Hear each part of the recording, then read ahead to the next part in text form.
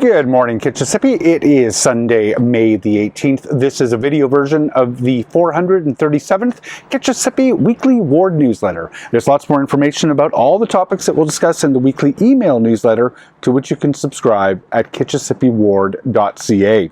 I am going to be hosting pop-up office hours on May the 29th. Those are going to be at Happy Goat Coffee at 35 Laurel from 9 a.m. until noon on Thursday, May the 29th. Pop-ups are an opportunity to come by anytime during those hours to chat with me one-on-one about whatever is on your mind without appointment.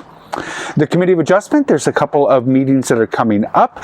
The first of those is going to be on May the 21st at 214 Cowley. The owners are seeking to permit a reduced side yard, increased eave projection, and a front-facing garage for the conversion of a carport into a garage with a second-story addition on top. City planners have expressed no concern with the application. At 196 Clare, the owners are seeking to subdivide the property into two parcels for the construction of a semi-detached dwelling with front-facing attached garages, reduced corner side yard setback, and increased building height. The Committee of Adjustments Panel 1 is going to meet again on June the 4th. A few Kitchissippi properties on that one. At 15 Clarendon, the owners are seeking permission for a front-facing garage as part of the addition to an existing detached dwelling. At 482 Kensington, the owners are seeking permission for a front-facing garage as part of a new detached dwelling. At 424 Churchill, the owner is seeking permission for a reduced number of residential parking spaces and a reduced driveway width for the construction of an 8-story mixed-use apartment building. And at 37 Kenora, the owners are seeking to subdivide the property into two separate parcels of land for each half of the existing semi-detached dwelling. And I can also note that at 256 Northwestern, which was going to be heard on May the 7th, that has now been adjourned indefinitely. My ward forum is coming up. I love doing those on June the 4th. It'll be at Bayview Yards again sometime during the evening. I'm really pleased that Madame Renee Amilcar will be joining us. She is the general manager for OC Transpo. The doors are going to open at 6:30 p.m., which will be followed by a presentation and Q&A with Ms. Amilcar beginning at 7. Various local community association leaders will be invited to provide updates from their respective neighborhoods. Other community organizations and myself will also be on hand to answer any questions that you have. Registration is required. Please sign up by emailing me at jeff.leeper@ottawa.ca. Also in the newsletter this week, the OCDSB, the Ottawa Carleton District School Board, has completed its elementary program review. There was a vote taken on the final form of that. Our trustee, Suzanne Nash, has provided a statement on how she voted and why she voted the way she did. In the newsletter, she's asked for my help to distribute that broadly. So take a look at Trustee Nash's statement with respect to the elementary program review in the newsletter. Also in the newsletter this week, just another reminder, the Kitchissippi Community Yard Sale that I host in conjunction with our local community associations is coming up fast now on June the 17th. I have a Google map online that I know helps people navigate all the different garage sales and yard sales going on in the neighborhood. Email me at jeff.leeper@ottawa.ca in order to be added to that map. Some community events to talk about. Let's Bike Month is coming up with Enviro Center. You may have participated in that in past. Join an Enviro Center team and log your kilometers towards the achievement of various different prizes as part of Bike to Work Month. I have all the details in the newsletter. Also in the newsletter this week, the Westboro Community Association is asking for help. They're working in collaboration with the Maitland Area Pollinator Projects and the David Suzuki Foundation's Butterfly Rangers and Mountain Equipment Co-op to install an outdoor exhibit native wildflower pollinator garden at the main entrance to the store down on Richmond Road. The garden is going to be designed by Westboro's Christine Edmond of Tapestry Garden designs. There are a bunch of river stones, garden fabric, small tree stumps that need to be removed. They're looking for some muscle from you, the volunteers, to help remove all that stuff and get the site ready. They have all the tools that you'll need. Just please go to Mountain Equipment Co-op on Wednesday, May the 21st at 10 a.m. They need your help. And for your efforts, you'll get a 15% discount card from Mountain Equipment Co-op.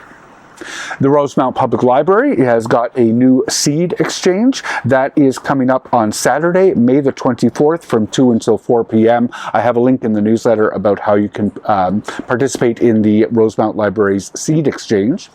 The Kitchissippi Winter Trail is asking people to take a 5-minute survey, particularly in the vicinity of Tunney's Pasture, where there is the connector from Scott Street through to the trail. They have a survey about how that's working and invite you to fill that out at the link that I've recreated in the newsletter. The Churchill Alternative School of Rock's 20th anniversary is coming up on May the 23rd. That will be held at Fisher Park School at 250 Holland in the auditorium at 7 p.m. Learn more about the School of Rock from their Instagram page, to which I've linked in the newsletter. There's going to be a street food showdown in support of the Westboro Region Food Bank.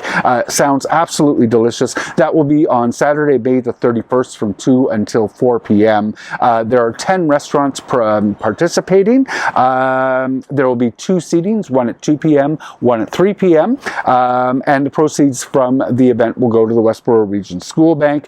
The Westboro Region Food Bank.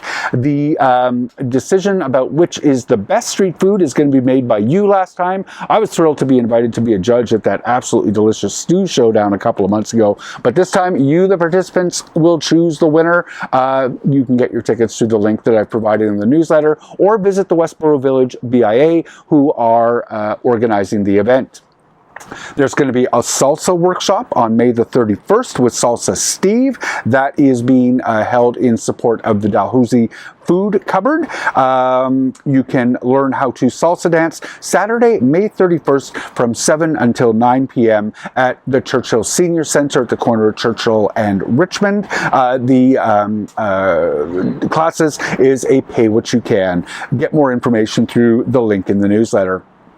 City Hall is very busy right now. The Environment and Climate Change Committee is going to be meeting on May the 20th, what I think should be a fairly low-key agenda focused on the water bylaw. There are a number of fees that are associated with that to do some cost recovery, and anytime, of course, a new fee is being introduced, there is going to be controversy and opposition, but I do expect that the committee will pass the staff recommendations. You can read all of the details at the agenda that you can find online. But immediately following that ECCC meeting, a joint Agriculture and Rural Affairs Committee meeting with the Environment and Climate Change Committee is going to take a look at the new water rate structures. I expect that will generate some significant discussion. Among other changes are new rate tiers, a new approach to separate ditch maintenance and put that on the tax bill versus the rates, and consideration of surface permeability in setting the water rates. You can read the full set of recommendations at the link that I've provided online. I've had my briefing. I'm supportive of what I've heard, but I'm keen to tune into the debate and make up my mind finally for when I vote on that at Council. The Planning and Housing Committee is going to meet on May the 21st. I think it's an interesting agenda. There are some rezonings on Leggett and Fallowfield. We're going to deal with an application at Deschâtelet concerning setbacks on the Grande Allée. That last one, the Deschâtelet rezoning, is actually a minor rezoning that would ordinarily have been delegated to staff to approve or not using the new minor rezoning process that here in Kitchissippi we've gone through a couple of times. Council Menard has refused his concurrence with the exercise of that delegated staff authority, so it's going to come to us for a vote. And then I've asked the University of Ottawa's Student Union to present their housing report to the Planning and Housing Committee. I had a chance to preview that at the launch of that report a few weeks back. I think there's some fascinating insight about some of the challenges that students are facing with respect to finding housing, and I think we'll all benefit from that presentation. The Public Works and Infrastructure Committee is going to meet on May the 22nd to receive the 2024 Parking Services Report and to deal with a motion that's being brought by Tim Tierney to make sure that staff are looking at the potential impacts of any transit and cycling priority measures through the glebe on Bank Street on the adjacent neighborhood. The headline item is going to be the review of evening and weekend parking rates. From my very quick read of that report, it's mostly an exercise in harmonization. Weekend parking is now going to include both Saturday and Sunday across the board. Where utilization exceeds 80% in the evening, parking rates will apply. And in our ward, it's split up into zones when paid parking comes. Not every zone in our ward achieves that 80% utilization at night, so the introduction of parking rates for evening parking will depend on whether or not they've achieved reached that threshold or not. You can read all of the details in the newsletter that I have, to which I have a link in the newsletter. The Community Services Committee is going to meet on May the 27th. I expect most of the attention is going to be paid to the new Parks and Facilities bylaw. That is a fresh page bylaw that does a lot of work to harmonize the various different regulations, make sure that all the different parts of the bylaw work with all of the other parts. But I do expect that there will be some discussion about the proposal in that bylaw to start allowing alcohol or drinking in our parks. This stems from some changes at the provincial level and a motion that was brought by Councillor Menard directing staff to look at a pilot for allowing people to drink in the park without a permit. I'm supportive. There are a number of common sense restrictions on where in a park people might be able to drink. There is the requirement for the local city councillor's concurrence before it is allowed.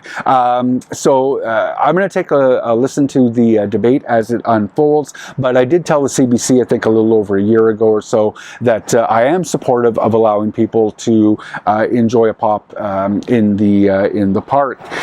There is also a review in that meeting of the recreation program fees. Right now there are about 14 categories of recreational programming fees. Those are going to be smooshed into 3 categories. I assume that means that some recreation fees are going to go up, some are going to go down. I haven't taken a careful look yet at what all of those different rates are. I'm keen to hear the committee debate and to receive feedback from the public before I finally need to vote on that one at the City Council meeting. So very busy with committee work at the City Hall right now, but it's all very interesting work. Kitchissippi, I hope you're enjoying a long weekend, and I want to thank you very much for watching. Have a great week, Kitchissippi.